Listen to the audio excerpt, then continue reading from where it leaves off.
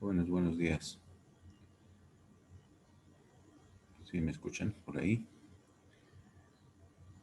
Buen día.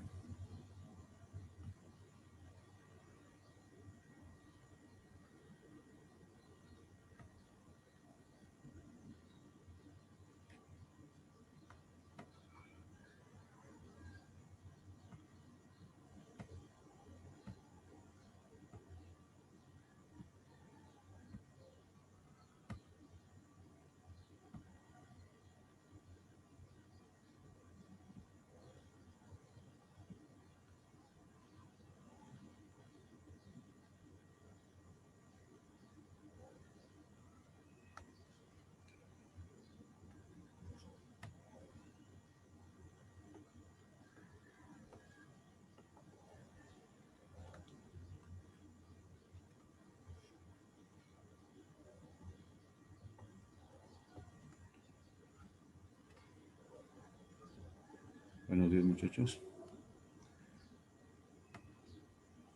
Bueno, Buenos ah, gracias. Ya me estaba inquietando, dije yo, ¿qué pasa? Parece que oímos. Bueno, ahí estamos entonces.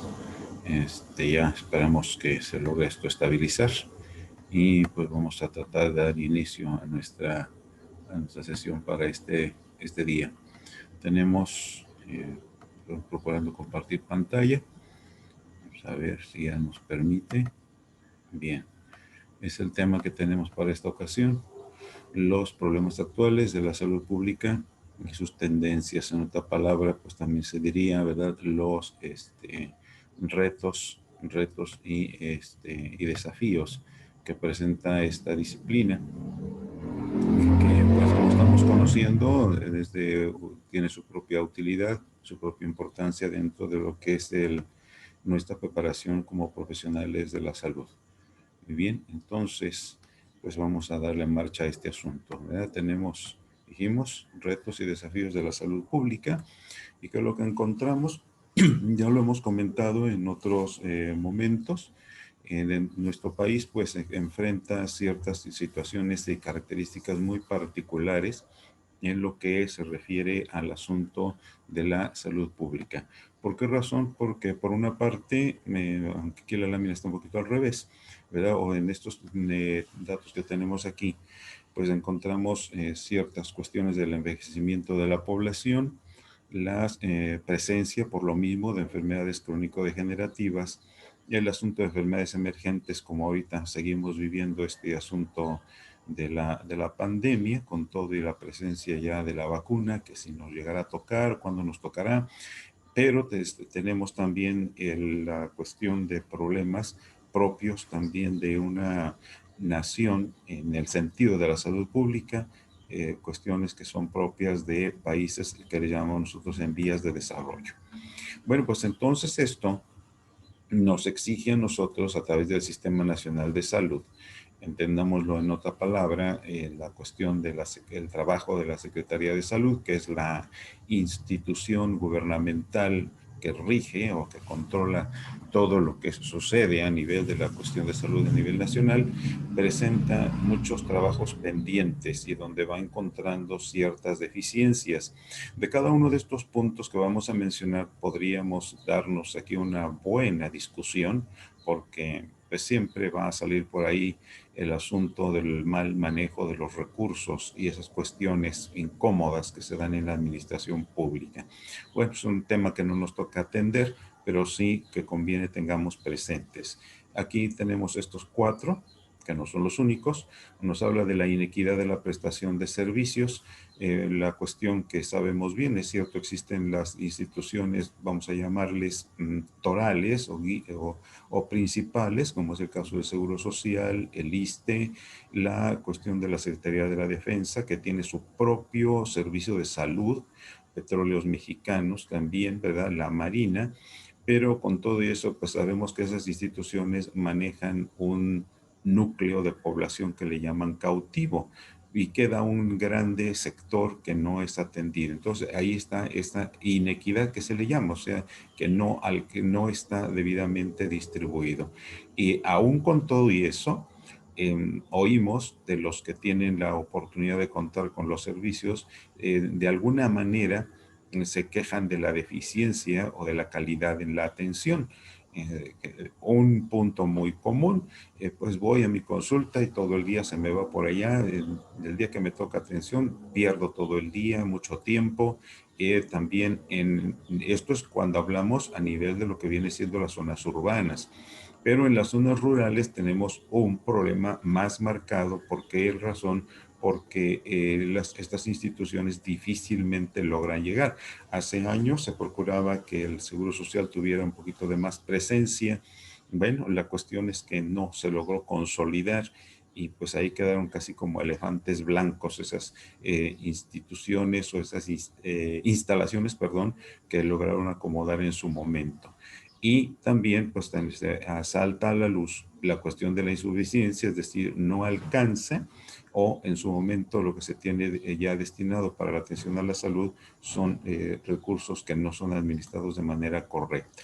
Entonces, aquí en este documento, pues se nos habla de que ya se tenía destinado por parte de del gobierno federal el 5% del Producto Interno Bruto para la cuestión de lo que es el sector salud. Sin embargo, es insuficiente. Ya lo hemos comentado en otro momento, ustedes hicieron revisiones también acerca de que, pues, hablar de un 5% y este documento pues, es un tanto antiguo.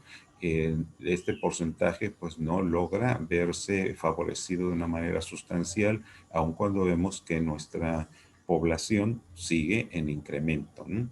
Entonces se ofrecen ciertas, o se presentan como ciertas propuestas, el procurar, por un lado, la descentralización de los servicios de salud, es decir, que no estén tan ubicados a nivel de lo que vienen siendo las grandes ciudades, las grandes capitales o los grandes núcleos de población, sino que de alguna manera se vayan hacia las orillas, hacia la parte más distante de la población para que se alcance una mejor atención. En cuanto a la distribución de lo que se refiere, las instalaciones y el personal.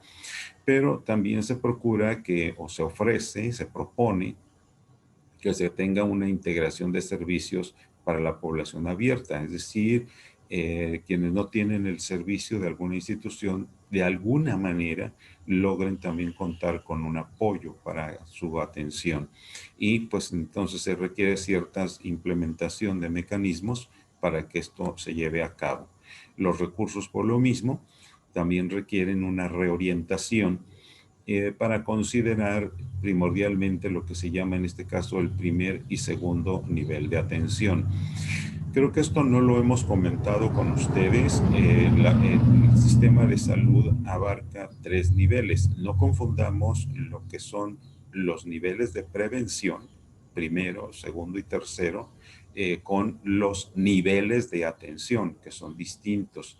Cuando hablamos del primer nivel de atención, nos referimos al primer contacto. Es decir, por ejemplo, ustedes en su preparación como optometristas son el primer contacto de la salud visual. Es decir, se entiende, o al menos ese es el propósito, que antes de que el paciente con problemas de agudeza visual o problemas oculares llegue ante el oftalmólogo, primero pase con ustedes para recibir una orientación general. Ya se comprende desde ese punto de vista que el oftalmólogo viene siendo el segundo nivel.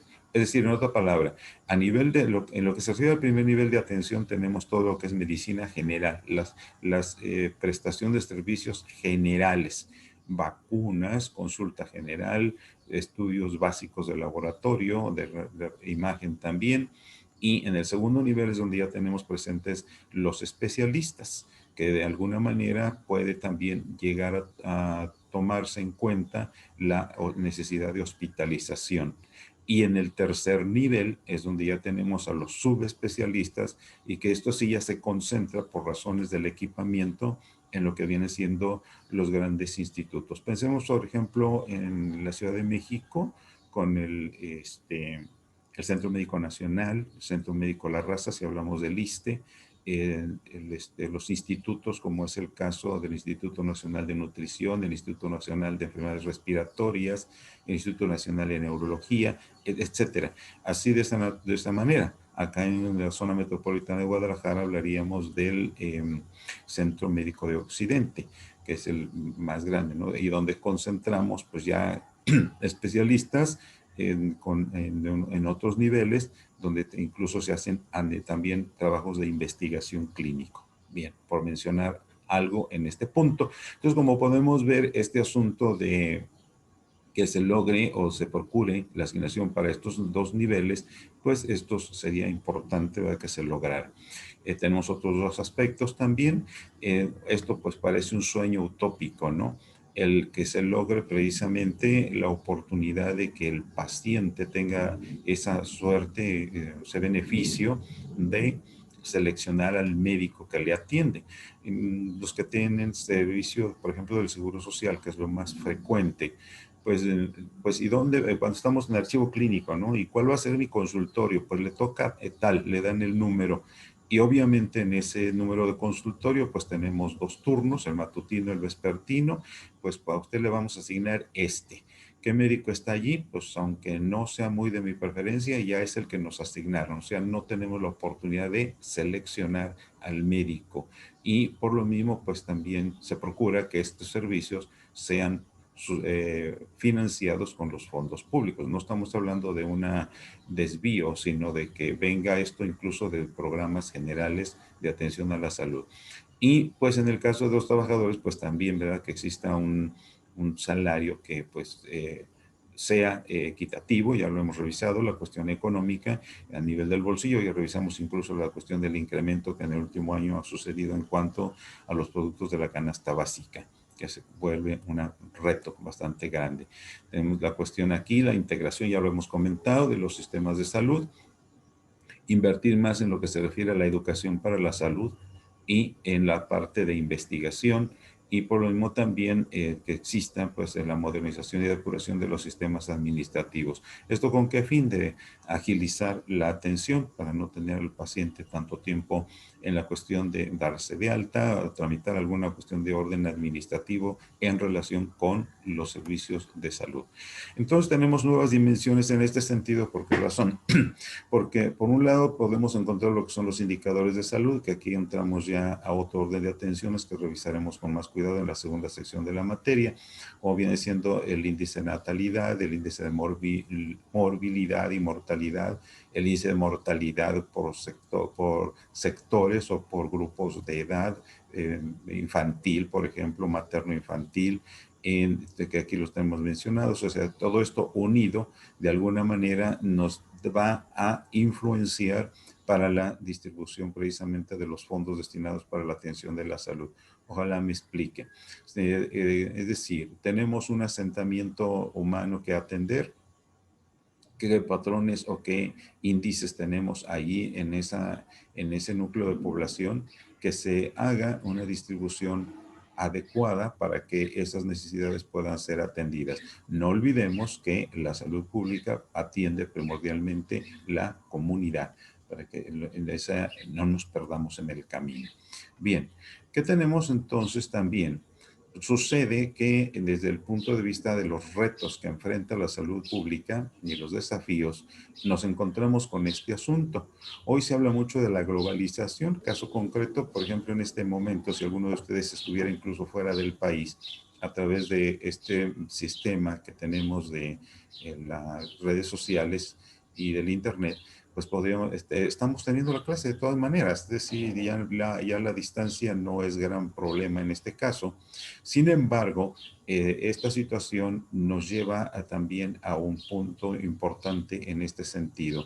Desde el punto de vista de la atención de la salud y la cuestión del manejo de mercancías y productos farmacéuticos, esto no veamos en mercancías, no estemos pensando en asuntos de la canasta básica. Retomemos el tema y el asunto donde estamos, ¿sí? Como servidores públicos, vamos viéndolo así, en la atención de la salud. Todos los recursos que necesitaremos nosotros, medicamentos, mesas de exploración, uniformes y demás, hablando también de los productos farmacéuticos, soluciones, medicamentos, en fin. Esto nos divide, desde el punto de vista de la globalización, divide a nuestra población general en dos grandes grupos. Por un lado, tenemos lo que son los países productores. Por ejemplo, en el caso nuestro ahorita con lo de la vacuna, de todas las vacunas que se oyen, de AstraZeneca, Moderna, Pfizer, e incluso el producto chino, el ruso, eh, ¿cuál de esas investigaciones se han hecho en el país? Ninguna. O sea, en ese sentido, no somos productores, sino que más bien somos consumidores. Por ahí hay una nota, ¿verdad?, que nos dice que hay el laboratorio que se va a encargar de envasar la vacuna, sí, pero productores no somos, es decir, la materia prima viene de otra parte. Ya no lo digamos en países con una situación socioeconómico y política más débil que la nuestra, pues prácticamente son solamente consumidores, ¿verdad? Y esa situación se va dando. Esto entonces nos lleva a una situación donde la salud pública y el grado de impacto que tiene a nivel de lo que es la enfermedad. Una cosa es la enfermedad, la mortalidad, perdón, la morbilidad, y otro es el asunto de la mortalidad. Deja de ser un mero problema médico. Nos regresamos. Si todos los países fuesen productores y tuvieran a la mano tanto las mercancías como los productos farmacéuticos, que es comprensible que la atención de la enfermedad puede darse de manera más puntual en tiempo y forma. Sin embargo, al no ser así, ¿qué luego sucede? Entonces, en la cuestión de la atención de la enfermedad y su consecuencia más grave, que es la mortalidad, deja de ser un mero problema médico y se convierte en un problema de tipo político-económico. Y seguimos con el asunto de la pandemia, que nos ilustra muchas cosas en este sentido. La vacuna, pues se ha estado trabajando en otras naciones, pues acá entre nosotros ha sido un comentario hasta ha subido de tono, ¿verdad? ¿Cuándo llegará y qué pasará? Y pues ya ven ahorita incluso el Poder Federal ha dicho que va a facultar a ciertos empresarios para que la compren, pues ya está el mercado negro allí. ¿Quién va a comprar una vacuna de esa naturaleza? ¿No? Pues sabemos que las vacunas como producto son caros. Esto entonces nos conduce a considerar asunto de carácter político-económico, el coeficiente Gini. El coeficiente Gini fue estructurado y creado precisamente para medir lo que viene siendo el propósito es esto, conocer la igualdad del ingreso a nivel de las naciones. O sea, notemos lo que acabamos de leer acá, ¿no? Una cuestión de político-económico. Entonces, este índice pues viene trabajándose desde hace ya prácticamente 16 años y fue desarrollado esto precisamente por la misma Organización de las Naciones Unidas y en este punto veamos cómo se maneja, cómo se tiene este asunto. Este coeficiente, o sea, se entiende que es una cuestión de carácter matemático y que va a medirnos la representación del nivel de distribución de los ingresos. Obviamente debemos entender de qué se trata, cómo está trabajado este asunto. Cuando hablamos de que el índice Gini de cierta nación está en cero o cerca del cero, ¿qué indica esto? Que los ingresos están distribuidos en la cuestión de ingreso y consumo, están distribuidos de una manera equitativa y hablaríamos entonces desde el punto de vista político-económico de una sociedad igualitaria. A medida que el índice se va acercando a 1, quiero salirme un poquito del tema, todos conocemos una regla, ¿verdad? Y las reglas que manejamos incluso en las tareas de la escuela, y está dividida en centímetros y cada centímetro está dividido en milímetros. Del 0 al 1, hablando de los centímetros, tenemos 10 espacios, que son los milímetros. Entonces, en tanto más cerca estemos del 0, de acuerdo al índice Gini, nos habla de una sociedad igualitaria político-económicamente hablando. A medida que nos acercamos al 1, estamos hablando de una sociedad inicua. Esta palabra la dejé a propósito porque cuando hablamos de inicuo pensamos de inmediato en impiedad, en maldad. También el término es aplicable a una inequidad, es decir, que hay desigualdad, en este caso, de la distribución de la riqueza. Y bien, entonces, esta situación nos dice aquí el enunciado, ¿verdad? Nos da una imagen de cómo está distribuida la riqueza en una sociedad, y esto, pues, poco importa si la sociedad maneja una doctrina de carácter capitalista, socialista, eso no importa. Aquí la cuestión está orientada al asunto de la distribución de la riqueza, aun si es muy rica o si es muy pobre. Pensemos en las grandes potencias. Hablemos, por decir algo, para ya no tocar al vecino del norte, pensemos en Canadá, pensemos en Alemania, o en el mismo Japón. No pueden, ¿cómo se dice esto? Presumirnos las naciones de decirnos que todo está debidamente distribuido.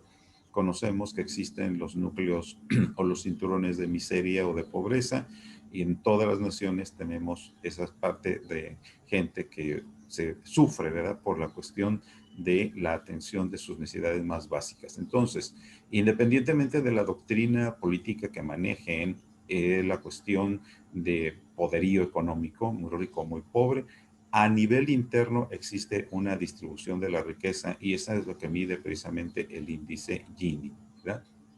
Bien, entonces, esto ya es un poquito repetitivo por este punto, y que encontramos aquí, nos dice, ¿verdad?, esta análisis y revisión de las Naciones Unidas respecto a este índice o coeficiente o índice, que un índice o coeficiente superior a 0.40.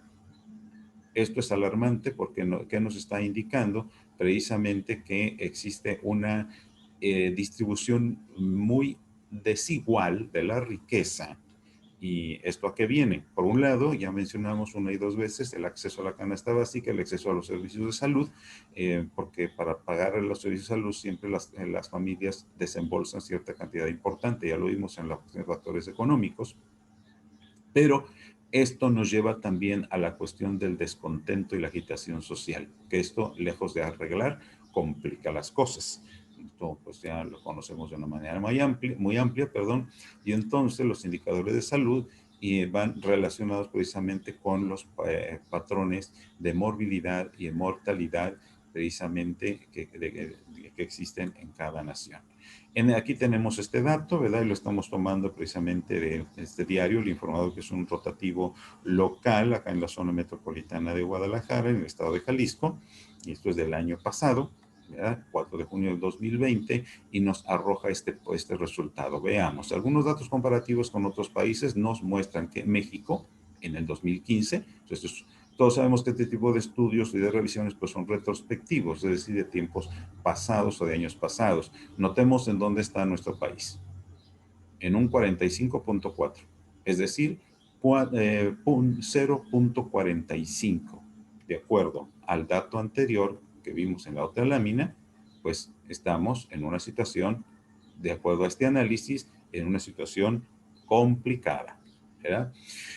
Estados Unidos, que pues se considera como una gran potencia, en donde lo encontramos, notemos también, no puede cantar muy fácilmente triunfos o echar las campanas al vuelo.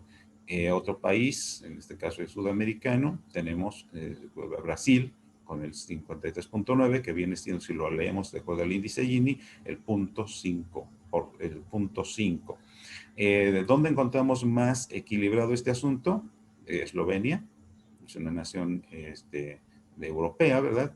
De lo que antes fue la Unión de Sociedades Soviéticas, ¿verdad? Y lo tenemos con el 21.2. Con más desigualdad, ¿en dónde lo encontramos? Sudáfrica, notemos, el 63. Entonces, esto pues ya lo hemos mencionado, pues aquí notamos, de acuerdo a este índice, cómo está la cuestión de la distribución de la riqueza a nivel de las naciones. En el caso del 2020 tenemos nosotros que este coeficiente a nivel de lo que viene siendo México, que México queda en un quinto lugar, desventurado. ¿Por qué razón? Porque en lugar de bajar, notemos, teníamos el 45.4 y en el 2020 pasamos al 48. Así que pues están las cosas complicadas, ¿verdad? Y esto pues va ligado directamente con la cuestión del famoso salario mínimo, que pues con todos los ingresos o los aumentos que se anuncian año con año, todo el mundo sabe que cuando llega el anuncio de que se va a aumentar el salario mínimo, pues suspira uno profundo y bueno, qué bien que se aumenta, pero realmente ese aumento es absorbido, barrido rápidamente por los índices de inflación. Aquí tenemos una distribución a nivel mundial, como se encuentra, notemos nosotros los colores más oscuros que vienen siendo pues en tonalidad más o menos de color guinda o vino, son los que están peor, con un índice mayor al 0.6.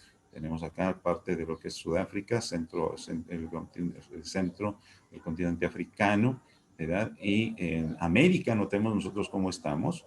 Aún Chile, que es de los países un poquito más mejor acomodados, toda esta zona de lo que es el Brasil, con esta otra zona de la parte del Amazonas, acá tendríamos, viene siendo Colombia, parte de Centroamérica, todo esto está con un índice mayor del 0.6. Nosotros, nuestro México viene siendo, estamos entre, pues este dato nos dice aquí que entre el 55 y 59, ¿verdad? Pues estamos en una situación complicada, ¿no? Nos comparamos con parte de lo que viene siendo aquí los países de la región centroafricana, la enorme Rusia y Argentina, ¿no? Por ahí andamos en esta situación. Bueno, cuestiones para considerar. El Banco Mundial, entonces, ¿qué nos dice? Dentro de estas cuestiones de retos, 2005 nos menciona a nosotros que, pues, lo que se procura es precisamente, dice acá, ¿verdad? En 52 países en desarrollo, el monto de los pagos de la deuda externa, notemos esto, o sea, para pagar la deuda externa se ocupaban fondos gubernamentales y de dónde se tomaba. ¿Cuál era la alcancía, la canasta o el monederito de donde se tomaban los fondos? De lo que se tenía destinado para salud. Y de aquí, o también de lo destinado para educación, notemos que estos dos factores van íntimamente relacionados. Una mala educación en un sentido general nos va a afectar de una manera directa el nivel de salud de la población. ¿Por qué es razón? Porque esto nos afecta también la calidad de vida que existe en la sociedad. ¿Ve? Entonces, tenemos nosotros este autor, este investigador Milton Terris, que en el 90 nos dice precisamente, dentro de este punto de las nuevas perspectivas y problemas de la salud pública, y tenemos este enunciado, por cierto, muy largo, y que leemos rápidamente, son dos láminas. Dice, la salud pública es la ciencia y el arte de prevenir las dolencias. Notemos, prevenir. Ya quedamos que la atención de la salud, sea a nivel preventivo o sea a nivel curativo y no se diga rehabilitatorio, siempre, siempre va a exigir fondos económicos, siempre. Entonces releemos, por favor. La salud pública es la ciencia y el arte de prevenir las dolencias y las discapacidades, prolongar la vida y fomentar la salud y la eficiencia física y mental. ¿Cómo lo va a hacer? Mediante esfuerzos organizados de la comunidad para sanear el medio ambiente, controlar las enfermedades infecciosas y no infecciosas, así como las lesiones, educar al individuo en los principios de la higiene personal, organizar los servicios para el diagnóstico y tratamiento de las enfermedades y para la rehabilitación, así como desarrollar la estructura social que le asegure a cada miembro de la comunidad un nivel de vida adecuado para el mantenimiento de la salud. Bueno, un enunciado extenso, como acabamos de comentar, pero notemos que de alguna manera como que concentra todo lo que vienen siendo las definiciones de lo que tenemos de lo que se refiere al término de salud pública. Abarca todo, ¿verdad? La cuestión de las enfermedades pues, infecciosas, que son muy propias de niveles de bajos de desarrollo, como las no infecciosas, que también se dan, la cuestión de lesiones que sabemos sobrevienen en el ámbito laboral, en el ámbito vial, es decir, los accidentes viales, accidentes en el hogar también que se llegan a dar, ¿no? Y pues hoy no podemos dejar de lado, perdón, el tema del crimen organizado que desgraciadamente tiene su propio su propio índice de representación en este terreno. La cuestión de la educación para el individuo, entendámoslo aquí en este punto, la educación que va orientado precisamente para el impacto directo en la cuestión de la salud. Ya hemos escuchado, jóvenes, que la higiene no está peleada con la pobreza. Puede uno ser pobre, ¿verdad? Pero de ser limpiecito. Sin embargo, si no estamos orientados sobre la importancia de lo que viene siendo la higiene general, no, pues no me lavo los dientes, no me cambio de calcetines, ropa interior, qué sé yo, pues todos son elementos que van a afectar tarde o temprano en la calidad de vida de la persona, ¿verdad? Y por lo mismo también de la comunidad, que es el punto que aquí nos toca a nosotros considerar en esta materia. Bien. Entonces, la salud pública, la ciencia y el arte, bueno, ya que lo tenemos ya desglosado todo este enunciado de Milton Terris, ¿verdad? Con el propósito primordial de no solo mantener, aquí él llegó hasta este punto, no solo mantener, sino incluso mejorar el nivel de vida, de salud que tienen las personas. En México, que es lo que encontramos, ya sabemos que tenemos cuestiones un tanto ambiguas en este sentido y vemos 5 puntos que vamos a revisar de una manera un poquito más rápida, ¿no? La primera nos dice que cuando se habla de público, generalmente pensamos y orientamos esto a la acción directamente del gobierno, y a esto es lo que entendemos así, y pues le echamos la responsabilidad al gobierno federal. Nos debe quedar claro que esto no puede ser así, el gobierno como tal, y pues dejémonos las cuestiones de críticas o de señalamientos peyorativos, ¿verdad?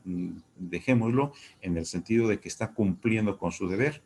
Aún así, cumpliendo con su deber de manera cabal, no puede absorberlo todo. Quiero ser un poquito específico en este punto. El gobierno federal, hablándolo en este caso, ¿verdad? A través de la Secretaría de Salud, nos puede decir, es conveniente que tengamos una nutrición adecuada o una alimentación adecuada. Pero pues a nivel de casa no dejamos la ingesta de los refrescos y de pastelillos, bueno, pues entonces poco es el avance que se va a lograr en ese sentido. El segundo punto que lo tenemos aquí referido, que pues no solamente se trata de la participación del gobierno, sino también de este asunto muy particular de la comunidad organizada, que es algo que vamos a trabajar en la segunda sección de nuestra materia. El tercer asunto que tenemos aquí y que también lo hemos de tomar muy en cuenta va orientado hacia la parte del medio ambiente, el saneamiento, donde precisamente interviene también la colectividad, o sea, la comunidad, y que no son cuestiones propias de un individuo en particular, es decir, de una persona, sino que tiene que ser el esfuerzo en conjunto para que esto se logre tener un ambiente más sano. Cuarto aspecto, pues también es importante aquí, leemos textualmente, el uso, dice, ¿verdad?, es una ampliación del tercero. ¿En qué sentido? Se le añade una serie de servicios personales de naturaleza preventiva dirigidos a grupos vulnerables, como es el caso de ciertos programas específicos, como tenemos aquí, la atención materno-infantil. Es decir, por ejemplo, la Secretaría de Salud maneja muchos programas. Aquí tenemos unas láminas insertadas, lo que viene siendo el programa de Niño Sano. ¿Qué es lo que tiene que hacer la mamá? Pues sencillamente llevarlo a inscribir al niño y llevarlo a sus consultas para revisar la cuestión del peso y talla. Pero pues la mamá dice, pues mi niño está sano, no le pasa nada, no se queja de nada, ¿para qué lo llevo? Voy a estar perdiendo tiempo. Cuando se da cuenta, ya el niño lo tenemos con retrasos en la curva, ¿verdad? Precisamente de desarrollo de peso y talla. Esos son indicadores en pediatría que nos hablan de una mala calidad de salud en el niño. Acá tenemos esta otra lámina que nos habla, por ejemplo, del famoso DOC, la detección oportuna, en este caso, del cáncer de mama, como también está el cérvico uterino, y así hay muchos otros programas que existen a nivel a nivel de la Secretaría de Salud y que obviamente pues esto, nosotros podemos decir al gobierno, ayúdame para que tenga yo algo, no sé, ya lo tengo, ve a tus consultas y atiende y todos tenemos la experiencia del amigo, del vecino, del familiar o uno mismo que de pronto, ay, se me olvidó la consulta y ahora tengo que volver a empezar, tengo que ir nada más a que me den nueva consulta. Esos datos son los que indican precisamente esa falta de educación o de conciencia en la atención a la salud. Acá tenemos este otro tema, ya en lo que se refiere a la obesidad, que también sí es un problema serio a nivel de nuestro país. Algunos documentos señalan que incluso pues tenemos la desventura de ser el segundo lugar en obesidad a nivel mundial y primer lugar en obesidad infantil. Notemos lo que nos va a venir en años futuros si esto no se corrige, ¿verdad? Bueno, pues es el material de esta oportunidad, muchachos. ¿Alguna pregunta que tengan? Nos quedan 4 minutos para que pues les escuche.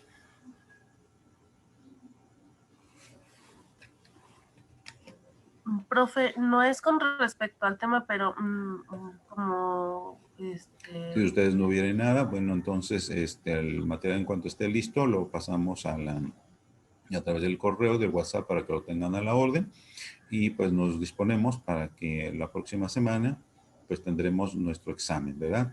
Esperemos que ya esté completamente habilitada la cuestión de la plataforma para de la materia de un servidor para que por ahí podamos elaborarlo y si no de otra suerte, bueno, el mismo viernes yo les hago, perdón, el jueves por la noche, yo les confirmo exactamente cómo es que lo vamos a trabajar, ya sea a través de la plataforma o de alguna otra, bajo otro mecanismo.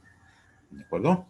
Cuídense mucho, gusto en tenerles por aquí y nos estamos mirando en la próxima oportunidad. Les encargo un mensajito a través del grupo para la cuestión de confirmar su asistencia de esta ocasión. Hasta luego. ¿Qué día va a ser el examen?